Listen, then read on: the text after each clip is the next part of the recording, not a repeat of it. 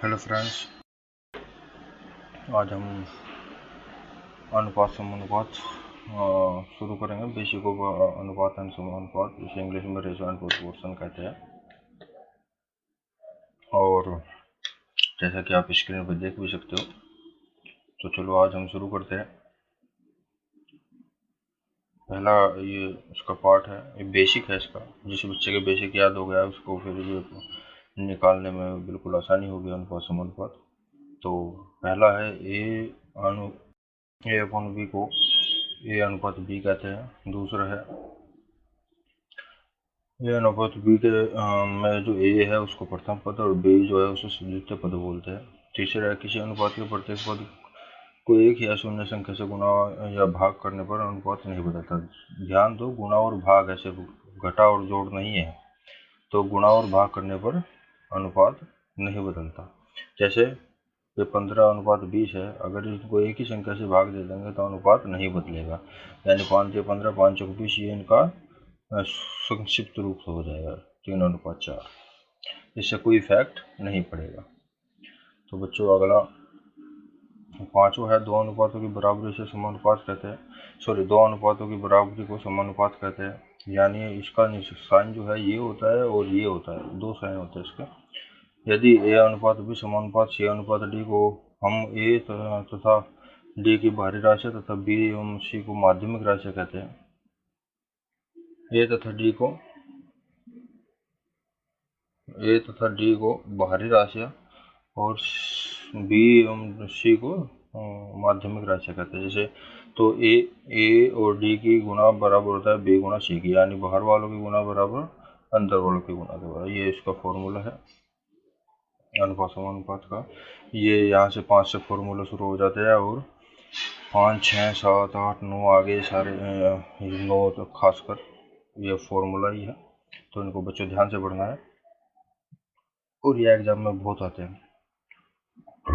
X exam ये जो हम क्वेश्चन सोल्व करते हैं वो इनसे करते हैं और इन पे बेस्ड क्वेश्चन डायरेक्ट आ जाते हैं। इन चारों पे बेस्ड क्वेश्चन, इन पे डायरेक्ट क्वेश्चन बेस्ड आ जाते हैं। दो राशि तथा बी का मध्यानुपाती क्या होता है? मध्यानुपाती निकालना हो तो √a/b कर देंगे, a गुणा b। अगर चतुर्थानुपाती निकालना हो तो क्या करेंगे? चतुर्थानुपाती निकालना हो तो ए अनुपात बी समानुपात बी अनुपात सी और चौथे की जगह लगाएंगे x। और ये तो बाहर वाले गुना, अंदर वालों के गुना के बराबर। तो ए गुणा x बराबर बी गुणा सी, अर्थात ए इधर आगे भाग में आ जाएगा। तो इधर गुणा में इधर भाग में। जैसे मैं बार बोल भी चुका हूँ कि बराबर क्या है, ये जो इक्वल का साइन है ये बॉर्डर होता है, ये बराबर का निशान बॉर्डर है। इधर कूदते सर प्लस माइनस में और माइनस प्लस में हो जाता है, और गुणा भाग में और भाग गुणा में। तो ये इधर गुणा में है तो इधर जाके भाग में आ जाएगा, तो ये हो जाएगा। यानी अगर चतुर्थानुपात निकालना है तो x बराबर BC/A। दो राशियों ये है। अगला, अगर हमें तृतीयानुपात निकालना हो तो तृतीयानुपात निकालने के लिए दो राशियाँ दे देगा ए बी और तृतीयानुपात निकालो। तो तृतीयानुपात ज्ञात करने के लिए क्या करना पड़ेगा? हमें करना पड़ेगा B²/A। तृतीयानुपात निकालने के लिए B²/A। ये आया कहाँ से? आया यहाँ से। ए अनुपात बी समानुपात बी अनुपात x कर लिया, यानी जो तीसरा भी बीज ले लिया और चौथा x मान लिया हमने। तो x निकालने के लिए क्या करेंगे? अंदर वाले गुना, बाहर वालों के गुना। तो ये बेसिक है इसका और ये सीधा फॉर्मूला है। तो फॉर्मूला याद रखो, या और फॉर्मूला याद कैसे होगा? बेसिक से। तो तृतीयानुपाती निकालने के लिए क्या करना है? B²/A। मिश्र, अगर दो राशियाँ दी है, दो अनुपात दिए हैं और उनका मिश्र अनुपात निकालना है, दो अनुपात दिए हैं उनका मिश्र अनुपात निकालना है, तो कैसे निकालेंगे?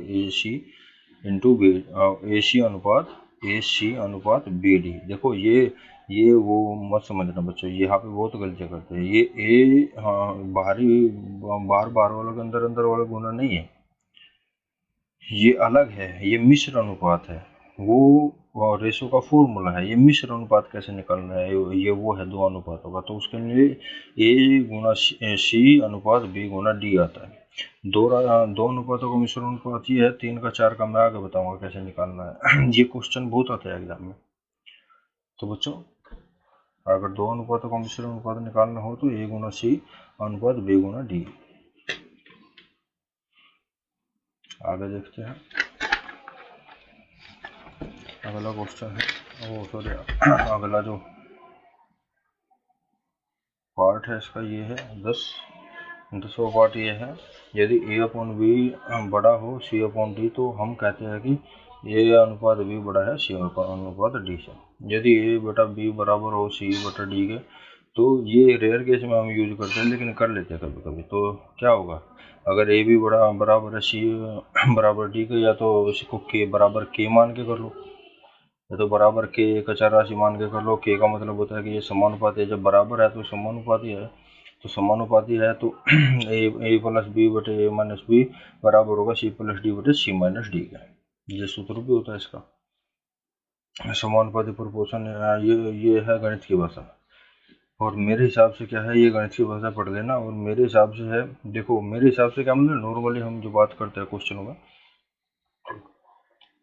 वो ये है कि यदि एक चीज़ के बढ़ने पर दूसरी चीज़ भी बढ़ती है तो उसे समानुपात कहते हैं, और एक चीज़ के बढ़ने पर दूसरी घटती है तो उसको विलोमानुपात कहते हैं। विलोम मतलब उल्टा।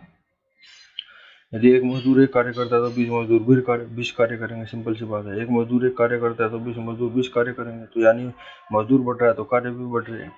अच्छा जी, और देखो समानुपाती को निकालने के लिए का जो हम ज़्यादातर यूज करते हैं वो चूंकि द्वारा करते हैं। चूंकि एक मजदूर बराबर एक कार्य करता है, इसलिए 20 मजदूर। तो इसके लिए क्या बताया गया, ये क्या होता क्या है कि चूंकि वाला नीचे चले जाता है और ये दोनों गुना में आ जाता है। चूंकि के निशान के पास जो निशान ये होता है ये नीचे और बाकी ये गुना में, ये तो होता है समानुपात में। और दो और अगर विलोमानुपात हो तो क्या करेंगे बच्चों, यानी अगर एक बढ़ने से दूसरा घट रहा हो तो क्या करेंगे, तो फिर चूंकि का नीचे नहीं आता, फिर इसलिए का नीचे आता है। इसकी गुणा हो जाती है और इसलिए का नीचे। तो विलोमानुपात में इसलिए का नीचे और समानुपात में चूंकि का नीचे। और क्वेश्चन को के मान के हम इस तरह भी हल कर लेते हैं, यदि A अपॉन बी बराबर है B अपॉन C के बराबर C अपॉन A के, तो क्या मान लेते हैं, एक अचर राशि के मान के इनको हल कर लेते हैं। ये भी एक तरीका होता है, आपने देखा भी होगा, नहीं देखा होगा तो आगे देखोगे अभी। तो अब ये अगला क्वेश्चन है, ये अगला पार्ट है इसका विलोमानुपाती। मैंने बताया इन्वर्स रेशो क्या होता है। ये इन्वर्स रेशो मैंने बताया कि जब एक चीज़ बढ़ती है तो दूसरी घटती है। जैसे एक मजदूर तो 1 घंटे में कार्य करता है, एक मजदूर किसी कार्य को 1 घंटे में ख़त्म कर देता है, तो 2 मजदूर कितने घंटे में ख़त्म, आधे घंटे में करते हैं। भाई मजदूर बढ़ेंगे तो समय घट जाएगा, मजदूर बढ़ेंगे तो समय घट जाएगा। तो जैसा मैंने बताया था, एक मजदूर 1 घंटे में करता है, तो इसलिए 2 मजदूर कितने में, तो आपकी बार क्योंकि विलोमानुपाती ये उल्टे है तो 2 वाला कहाँ जाएगा, नीचे जाएगा। ये इसलिए के पास वाला नीचे जाएगा। अगर समानुपाती है तो चूंकि के पास वाला नीचे जाएगा, और विलोमानुपाती है तो इसलिए के पास वाला नीचे जाएगा। तो ये दोनों गुना में 1 घंटा। फिर देख लो, एक मजदूर किसी काम को 1 घंटे में करता है, तो 2 मजदूर कितने में करेंगे, आधे घंटे में, समय घट जाएगा। मजदूर बढ़ेंगे तो समय घटेगा। इसलिए ये दूसरा तरीका ये है, ये क्या है, विलोमानुपाती है, एक दूसरे के विलोम उल्टे हैं। और चूंकि एक मजदूर किसी कार्य को 1 घंटे में खत्म करता है, इसलिए 2 मजदूर कितने में करेंगे, 2 मजदूर क्योंकि विलोमानुपाती है समय और मजदूर कितना विलोमानुपाती है, तो इसलिए वाला नीचे चल जाएगा। अगर समानुपाती हो तो चूंकि वाला नीचे जाता। तो 1 गुना 1 बटे 2, 1 बटा 2 घंटे।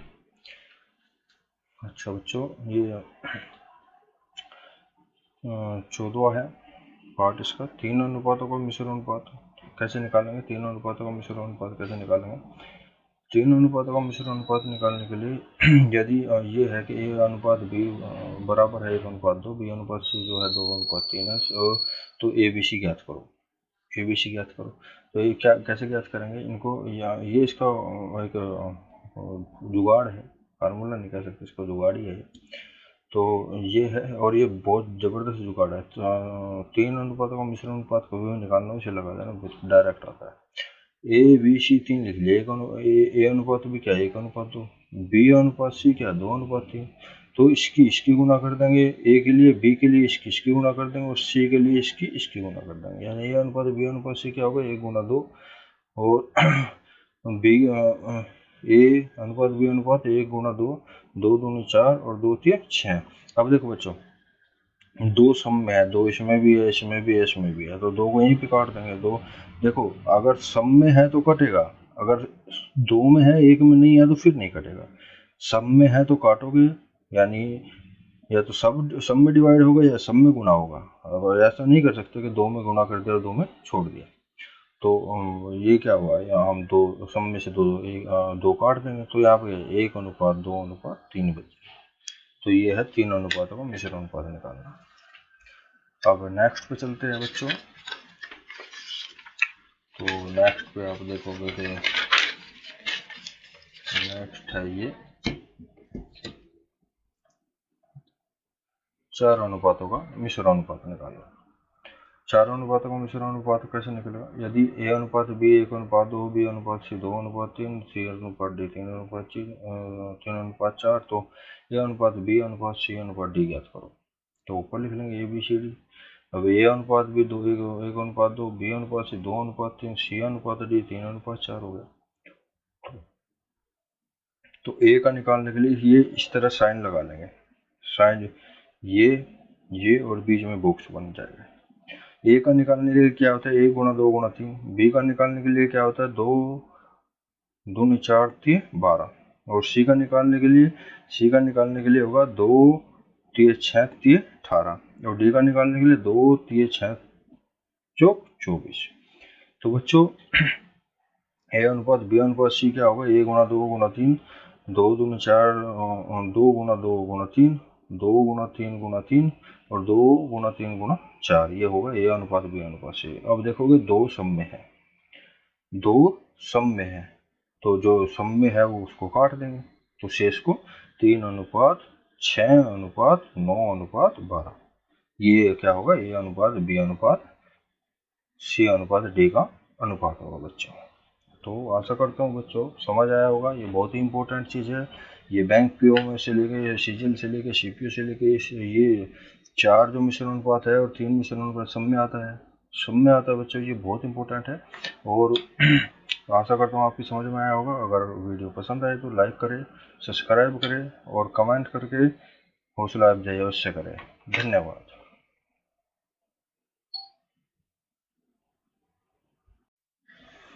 हेलो।